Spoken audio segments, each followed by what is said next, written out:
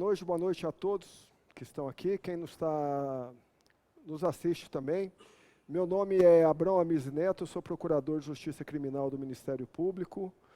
Uma rápida apresentação, eu ingressei no Ministério Público em 1992, passei por algumas comarcas do interior, Santa Cruz, Padre Bernardo, Ceres, Rio Verde, depois vim para Goiânia. Fui coordenador do Centro de Apoio Operacional de Defesa do Consumidor, depois do Centro de Apoio Operacional de Defesa do Patrimônio Público. Fui promotor vários anos da defesa do patrimônio público, depois fui para o primeiro Tribunal do Júri aqui de Goiânia, fiquei 8 anos no primeiro Tribunal do Júri aqui da capital. Fui subprocurador-geral de Justiça do Estado, membro do Conselho Superior do Ministério Público, fui examinador de vários concursos do Ministério Público também, e há alguns anos já dando aula em processo penal. Atualmente eu sou titular da 18ª Procuradoria Criminal, obviamente trata dos recursos criminais tanto na primeira ou na segunda Câmara Criminal, Câmaras Criminais, ou então na seção criminal do Tribunal de Justiça. Seção criminal, ela reúne as duas câmaras criminais do Tribunal de Justiça. Cada Câmara Criminal tem 5 desembargadores, então a seção criminal tem 10 desembargadores. A minha tarefa aqui é passar para vocês as questões que nós compreendemos mais importantes para o concurso do Ministério Público. Nós vamos partir do pressuposto que a banca do concurso, a priori, vai ser uma banca mais tradicional. O que eu quero dizer com a banca mais tradicional? Nós não teremos, a princípio, se confirmados os nomes que nós escutamos, nós não teremos nomes extremamente... E aí eu vou colocar entre aspas, que eu vou explicar depois essas aspas. Nós não teremos nomes extremamente garantistas, e tampouco nomes extremamente rígidos. Eu vou chamar de rígidos também, entre aspas, tá bom? Então, a princípio, os membros da banca, muitos já foram convidados. É claro que a formalização, salvo engano, pelo edital, ocorre na sexta-feira agora, que a banca é publicada, porque nós temos uma questão no Ministério Público que a nossa lei impede que quem deu aula nos últimos 3 anos, em curso que não seja de graduação, faça parte da banca.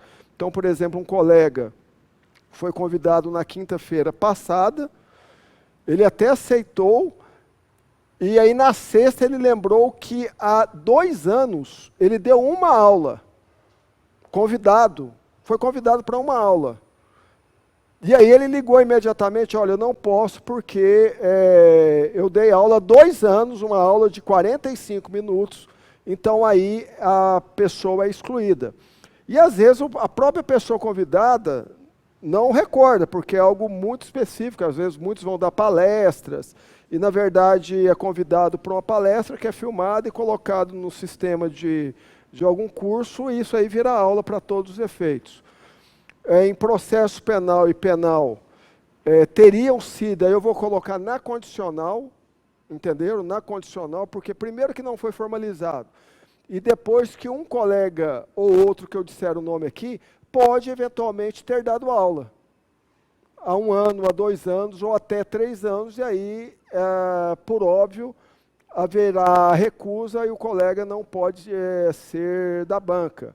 Mas, a princípio, nomes que foram ventilados como convidados seriam do Dr. Fernando Braga Vigiano, que é promotor aqui da reclusão, é mestre e doutor pela USP, é promotor aqui de justiça aqui em Goiânia há vários anos, e é promotor perante uma das varas de reclusão. O Dr. Fernando Gomes Rosa, que é um promotor do interior, de Catalão, também extremamente estudioso, e o doutor André Wagner, que é um promotor do entorno. Os 2 primeiros que eu falei, se convidados e confirmados, esses 2 já fizeram parte de outras bancas. Então, depois nós vamos conversar aqui. Primeiro eu vou esperar a confirmação, porque a gente pode estudar essas provas, e com certeza vamos estudar, essas provas que eles fizeram parte da banca. Então, esses dois primeiros, os dois Fernandos, se convidados e confirmados, já fizeram parte de banca do concurso do Ministério Público. O doutor André Wagner, não. Aliás, eu estou tão velho que eu fui examinador dos dois primeiros examinadores. Aí vocês podem ver o tanto que eu estou velho no Ministério Público, e de idade também. O terceiro, que é o doutor André Wagner, se de fato for ele não fez parte ainda de nenhuma banca de concurso do Ministério Público. E aí eu passaria para vocês aquilo que é mais importante em termos de estudo do doutor André Wagner. Ele é um promotor extremamente estudioso também, talvez tenha, dentre os promotores de justiça, talvez o que tenha a maior biblioteca, o pai dele era da área jurídica, já tinha uma biblioteca imensa. E então é uma pessoa muito estudiosa também, escreve muito, estuda muito a respeito da prova penal. É uma pessoa que gosta de escrever a respeito da prova penal. Tem outros artigos a respeito de confissão qualificada, a respeito de o silêncio do réu poder ou não ser considerado uma circunstância negativa na fixação da pena base. Aí o professor de Direito Penal vai falar com vocês. Escreveu um artigo recentemente sobre standard probatório. E aí, é claro que na aula, durante o decorrer desse curso, sendo o doutor André Wagner, nós vamos falar sobre standard probatório, que é uma área que é a área que eu estudo também. Que há essa coincidência, que é a área que ele gosta mais de estudar e escrever, e que é a área que eu mais estudo de standard probatório. Eu estou finalizando um mestrado em Portugal, que é justamente a dissertação sobre standard probatório, que é algo muito pouco estudado no Brasil, mas que agora nós, felizmente, já temos alguns artigos e alguns livros que tratam disso. E sobre a matéria de prova penal também. Eu sou mestre em razonamento probatório pelas universidades de Girona, na Espanha, e Gênova, na Itália. E então, a matéria que eu estudo e que eu me aprofundei é justamente prova penal. E quando nós falamos em prova penal, que nós falamos de standard probatório, é claro que é uma matéria que não é exatamente você tem que ter um conhecimento de base, de estrutura da prova penal, entenderam? E não exatamente dos artigos, artigo X, artigo Y, artigo Z. Né? Meu mestrado, por exemplo, que eu tenho outro mestrado em Ciências da Educação na PUC, então eu gosto de fazer mestrado, vamos dizer assim. Então, esse mestrado em razonamento probatório de Girona e Gênova, ele é um mestrado, por exemplo, nós éramos 40 alunos de 11 países diferentes. Tinha colega meu da Finlândia, tinha colega meu do México, e discutindo a mesma coisa que era a prova penal. Né? Então, assim, não interessa quando nós vamos discutir standard probatório, quando nós vamos discutir algumas questões relacionadas, que é importante, que sempre cai no Ministério Público a respeito de reconhecimento de pessoas. É importante a gente saber o que tem na lei, mas é importante, principalmente para uma segunda fase, para uma prova oral, a gente saber a base disso. Né? Porque muitas vezes são matérias que, se nós pegarmos, por exemplo, os livros de processo penal, praticamente vocês não vão encontrar nada.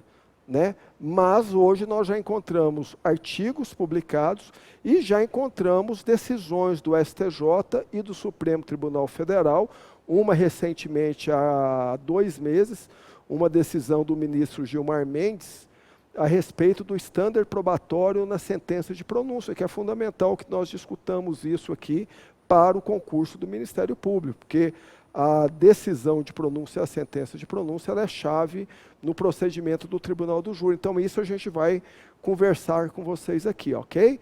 Então, nós temos, se confirmada essa banca, com os dois Fernandos e o doutor André, é uma banca muito bem qualificada, vamos dizer assim, e sem muito radicalismo, tanto de um lado quanto do outro, que é comum, às vezes, no concurso do Ministério Público. às vezes, na mesma prova do Ministério Público, nós sabíamos quem fez a questão A e quem fez a questão B, porque o candidato ele tinha que ser bipolar para responder. Na questão A, ele tinha que ser extremamente garantista, e na questão B, extremamente não garantista. Era algo, eu falava, como que o candidato vai tentar saber o que a linha a ser seguida. E aqui não, aqui se confirmados esses nomes, nós temos uma linha mais equilibrada. E quando nós falamos de linha equilibrada, e já começando a aula, nós vamos entender aqui, e a partir dessa banca que foi formada, porque é claro que talvez a aula fosse outra com outra banca, compreenderam? Talvez a aula fosse outra com outra banca. Não a aula em si, não o tema, mas o direcionamento do tema. No caso aqui, nós temos que entender que nós vamos trabalhar com uma expressão que eu tenho verdadeira repulsa, mas é expressão importante para a prova de vocês. Nós vamos trabalhar com o que eles denominam de garantismo integral. Por que eu tenho repulsa? Porque quando fala em garantismo integral, eu acho que quem fala em garantismo integral não entende direito o que é garantismo. Mas, de qualquer forma, é uma expressão que hoje é usual no âmbito do Ministério Público. Há alguns anos, há 10, 12 anos, quem fosse fazer prova do Ministério Público, não só do Ministério Público, mas especialmente do Ministério Público, eu recomendava o seguinte: pergunte o que quiser perguntar, você no meio da resposta vai falar no princípio da dignidade da pessoa humana. Ah, mas é civil.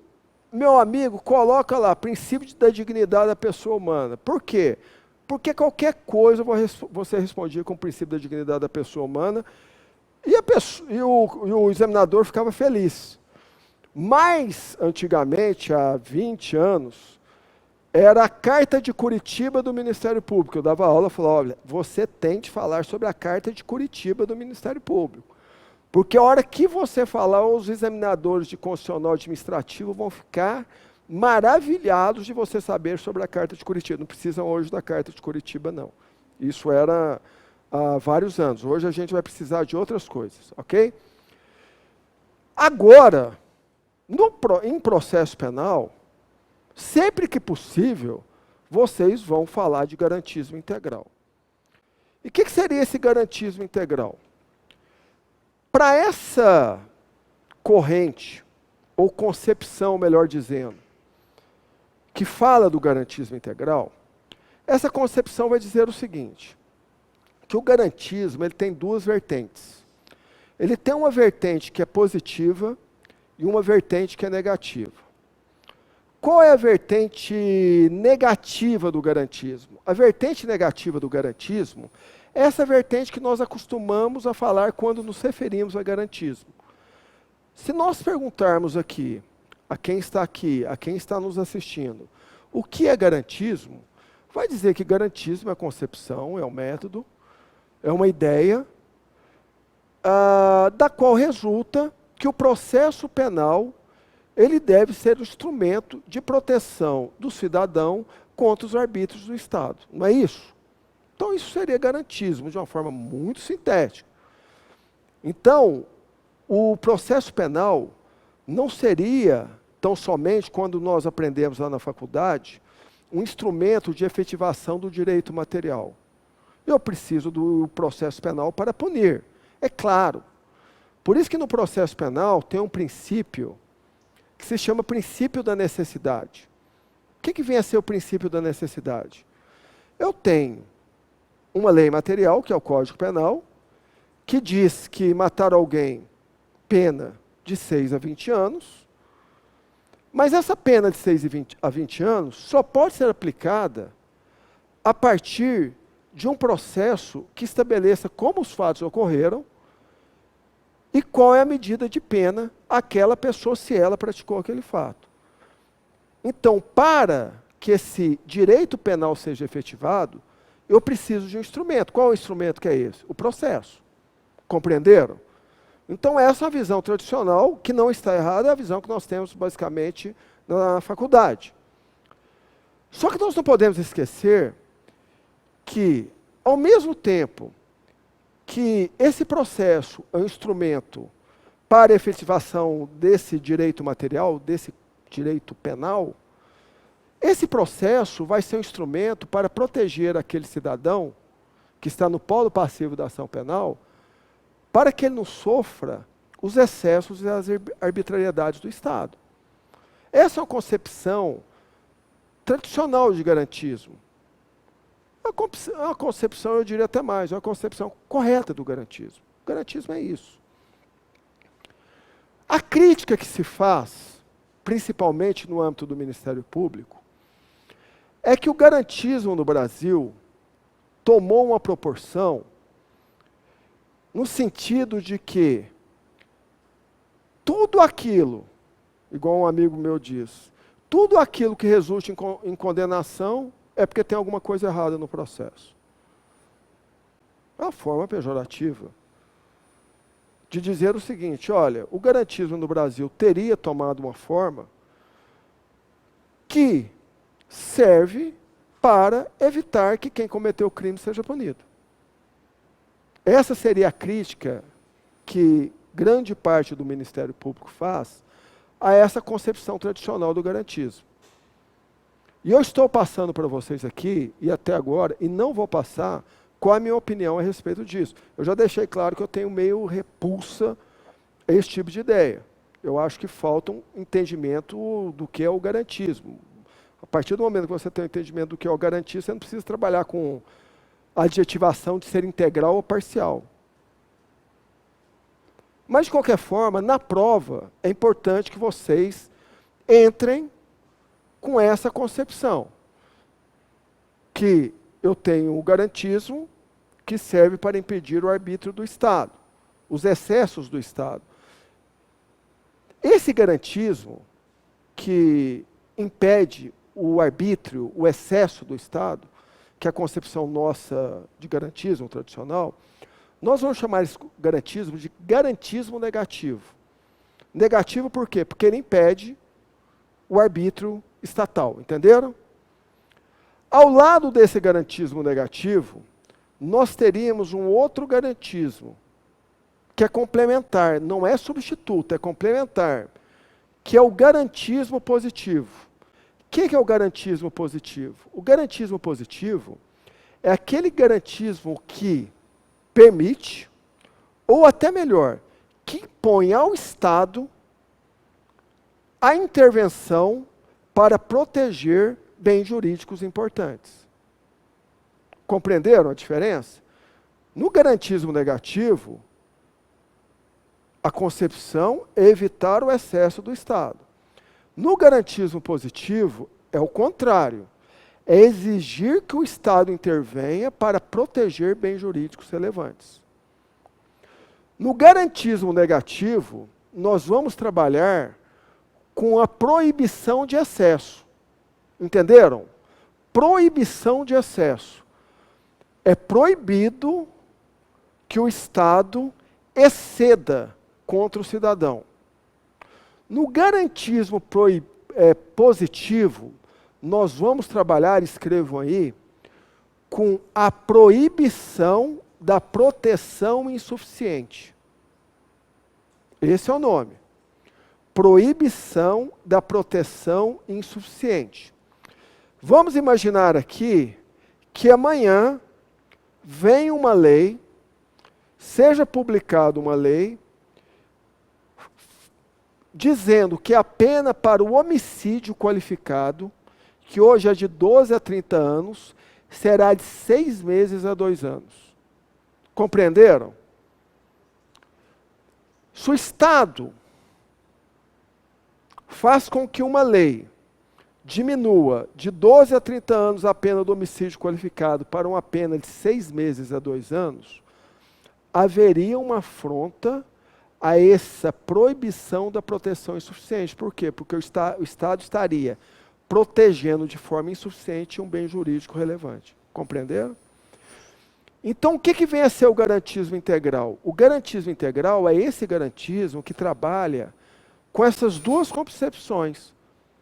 Do garantismo negativo, proibindo o excesso por parte do Estado contra o cidadão, e, ao mesmo tempo, com garantismo positivo, impedindo que o Estado intervenha de forma insuficiente em favor da sociedade e das vítimas. Esse é o garantismo integral. Então, na prova do Ministério Público, e aí eu vou ter que ser, infelizmente, bastante pragmático, ainda que não concordem, conforme eu também não concordo, com a concepção, ou com a necessidade dessa ideia, melhor dizendo, que eu acho ela desnecessária, o ideal é que vocês trabalhem com essa concepção de garantismo integral. O que significa isso? Vamos imaginar que numa questão tenha uma indagação sobre um determinado vício. E esse vício vai perguntar, esse vício acarreta a nulidade do processo? Compreenderam? Quem trabalha com garantismo, tudo agora entre aspas, quem trabalha com garantismo negativo, radical, ele vai dizer o seguinte, não, esse vício importa a nulidade do processo, porque qualquer ato que não é feito de acordo com a forma processual prevista, a consequência é a nulidade. Entenderam? Para quem trabalha com essa vertente do garantismo integral, vai dizer o seguinte, não é o fato de um ato processual ter, de alguma forma, não obedecido ao rito disposto em lei, isso não implica automaticamente na nulidade. Eu tenho que fazer outras indagações. Por exemplo, houve prejuízo ao réu por não ter seguido essa forma? Nós tivemos uma decisão do Supremo Tribunal Federal recente, semana passada, e todos nós sabemos a decisão, a respeito de a pessoa delatada ter o direito ou não de oferecer alegações finais depois do delator. Porque qual é a regra do Código de Processo Penal? O Ministério Público oferece as alegações e depois do Ministério Público o réu. Se houver mais de um réu, esse prazo é comum. Então o Ministério Público tem 5 dias para as alegações, o Ministério Público oferece, e o réu ou os réus são intimados para oferecer as suas depois do Ministério Público. Qual é o argumento que se teve? O argumento foi o seguinte, a partir do momento que eu tenho um delator, isso significa que esse delator, na prática, ele está figurando ao lado do Ministério Público. Porque ele está, de alguma forma, apontando atos contra o outro réu. Ora, se o Ministério Público fala primeiro que o réu, então esse réu que foi delatado, ele tem o direito de ser ouvido depois do Ministério Público e depois do delator. Porque só com isto ele vai poder saber exatamente quais são os argumentos do delator, inclusive contra ele. Compreenderam? Essa é a discussão. Se nós formos pegar essa concepção mais ferrenha, sempre entre aspas, eu vou dizer o seguinte, está correta a decisão. Porque, ainda que o Código de Processo Penal diga que os réus terão prazo em comum, é claro que o Código de Processo Penal, ele foi elaborado de uma forma a não prever essa figura do delator. Então, não teria como o legislador, em 2008, ter se antecipado e previsto a hipótese do delator de uma lei que é de 2013. Compreenderam? Então, neste caso, nós vamos nos socorrer do quê? Do princípio. Qual é o princípio? O princípio do contraditório e da ampla defesa. Ok? Agora, com a concepção integral de garantismo, eu vou dizer o seguinte, não é necessário que ele seja ouvido depois. Por quê? Porque a delação dele já fazia parte do processo. Então, o delatado, ele já tem conhecimento do que foi oferecido pelo delator. Então, primeiro, não há essa obrigatoriedade no Código de Processo Penal. E segundo, não há prejuízo ao delatado? Porque ele já tinha conhecimento do que foi falado pelo delator. E se não há prejuízo, não há que se falar em nulidade. Ok? No concurso do Ministério Público, com a banca que nós temos, a tendência é irmos para esse lado de que não haveria nulidade. Entenderam? É isso. Então a gente vai trabalhar aqui, e sempre que possível eu vou fazer esse paralelo, nós vamos trabalhar então com esse garantismo integral, tanto com garantismo negativo quanto com garantismo positivo. E isso vai se chamar, quando eu falo em garantismo integral, numa crítica aos que defendem o garantismo apenas na sua vertente ou concepção negativa, que é denominado garantismo hiperbólico monocular.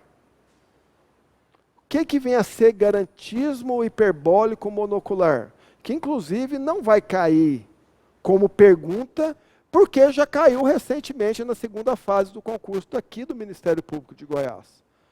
Essa questão já caiu. O que é garantismo hiperbólico monocular? E garantismo positivo e negativo. Garantismo hiperbólico, o que é hiperbólico? É aquilo que é exagerado, não é isso? Aquilo que é muito amplo, aquilo que é abundante. Monocular, que só está olhando com uma determinada visão. Então, o que é garantismo hiperbólico monocular? É aquela concepção de garantismo que só vê o garantismo como proteção contra o arbítrio do Estado, que é o mesmo que garantismo na sua vertente negativa. O garantismo hiperbólico monocular não teria essa concepção integral do garantismo. Veria o garantismo só como evitar os excessos do Estado. Entenderam? Esse seria, então, o garantismo hiperbólico monocular, que é a mesma concepção do garantismo negativo. Aqui a gente vai trabalhar com a complementaridade de garantismo negativo e garantismo positivo, formando ambos o chamado garantismo integral, ok? Tá certo? Isso é fundamental para início aqui do curso. A segunda questão fundamental é que nós temos de analisar os novos instrumentos que são colocados pela legislação. Dentre estes, o mais importante que nós vamos falar aqui hoje das bases, para depois entrar num estudo mais detalhado, que são chamados acordos penais. Por que isso? Porque é impossível que hoje, no concurso do Ministério Público, não caia na primeira, na prova intermediária e na prova oral, questões a respeito do acordo de não persecução penal. Então isso vai ser fundamental. É o que diferencia, por exemplo, eu dou aula aqui no curso da ESMEG, né? Eu dou aula na ESMEG, já até colegas aqui que estão aqui, que foram alunos da ESMEG, e lá, por exemplo, eu não dou essa parte de acordo de não persecução penal. Aqui no concurso do Ministério Público, hoje é chave estudar o acordo de não persecução penal. Por quê? Porque vai cair. Hoje nós temos uma resolução do CNMP, que é a resolução 181 de 2017, e a resolução 7 de 2018 do Colégio de Procuradores do Ministério Público do Estado de Goiás, que tratam do acordo de não persecução penal. E, inclusive, no edital do concurso do Ministério Público, na parte de processo penal, está expresso o acordo de não persecução penal como matéria do concurso. E está expresso também, ou estão expressas, as resoluções 181 do CNMP e a resolução 7 de 2018 do Colégio de Procuradores. Então, a nossa próxima aula, salvo engano, na sexta-feira, nós vamos estudar de forma mais detalhada os acordos de não persecução penal, porque não há nos livros. Basicamente, não há nos livros há algumas questões basilares, mas não o detalhamento, que provavelmente é o que será pedido na primeira fase. E aí, na segunda fase, nós teremos as concepções mais amplas a respeito dos acordos de não persecução penal, que eu vou falar com vocês hoje ainda aqui na aula. Para falar desses acordos de não persecução penal, nós temos de iniciar numa questão fundamental do processo penal, que são chamados sistemas processuais penais. Geralmente, quando nós vamos estudar processo penal, a gente fala dos princípios e já passamos para os sistemas. E aqui nós vamos falar dos sistemas processuais penais, para que vocês tenham uma ideia de sistemas processuais penais, talvez um pouco diferente daqueles livros que nós lemos. Às vezes a gente tem ideias muito rígidas a respeito dos sistemas processuais penais. Quando a gente fala de sistema processual penal, a gente geralmente fala sistema inquisitivo, sistema acusatório e sistema misto. São esses três. E quando a gente estuda, principalmente alguns livros de processo penal no Brasil, os sistemas, eles são ofertados de forma muito cartesiana, ou seja, de forma muito estanque. O sistema inquisitório, as características são essas, o sistema acusatório, as características são essas, o sistema misto, as características são essas. Eles são formulados de forma tão quase matemática, que a hora que pergunta qual o sistema adotado no Brasil, aí cada autor responde de uma forma diferente. Aí nós vamos ter autores que respondem que o sistema é o acusatório, e nós vamos ter autores que vão dizer que o sistema no Brasil é neo-inquisitivo, por exemplo. E por que surge essa polêmica sobre os sistemas? Por uma questão muito simples. Ao contrário do que é oferecido nos livros de processo penal, não há sistemas puros em nenhum lugar do mundo, salvo, talvez, e aí eu vou explicar na segunda parte da aula, nos Estados Unidos. No Brasil, em basicamente toda a Europa, inclusive Inglaterra, que é o sistema da Common Law, nós não podemos falar em sistemas acusatórios puros. Ninguém questiona que nós não temos mais sistemas inquisitivos. E vocês vão falar assim, é claro que nós não temos mais sistemas inquisitivos. Inquisição, isso é coisa lá da Idade Média. Inquisição é com o Papa Inocêncio III, em 1215. Não.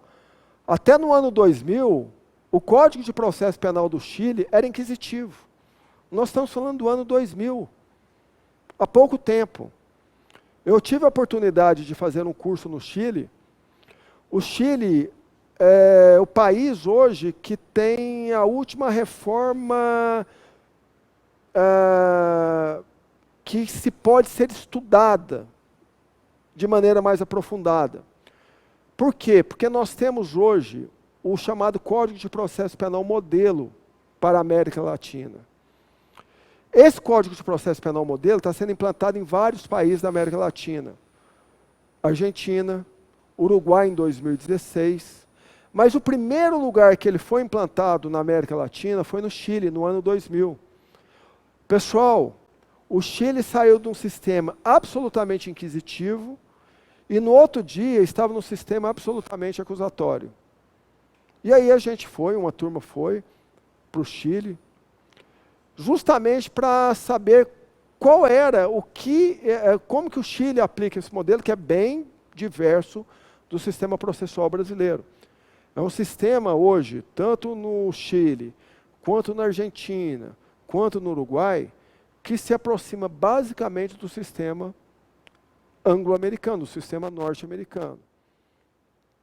E aí nós vamos estudar quais são os impactos desse sistema norte-americano e dessas bases desse Código de Processo Penal Modelo, que foi adotado em outros países da América Latina, mas não foi adotado no Brasil, mas quais são os impactos desse sistema, tanto no sistema continental da Europa, aí eu vou falar especialmente Alemanha, Portugal e Espanha, e num país da América Latina que vem pouco a pouco pegando institutos. Qual país é esse? O Brasil.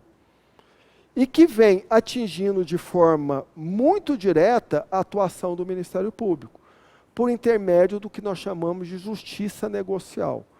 Então, na segunda parte da aula, nós vamos fazer essa introdução aos sistemas de processo penal, para que vocês possam compreender o que significa esse acordo de não persecução penal, que está hoje regulamentado pelo CNMP e pelo Colégio de Procuradores do Ministério Público de Goiás, e que será, sem dúvida nenhuma, talvez hoje o ponto principal no concurso para o Ministério Público, tanto de Goiás quanto também de outros estados. Então, na segunda parte da aula, nós falamos sobre isso. Obrigado.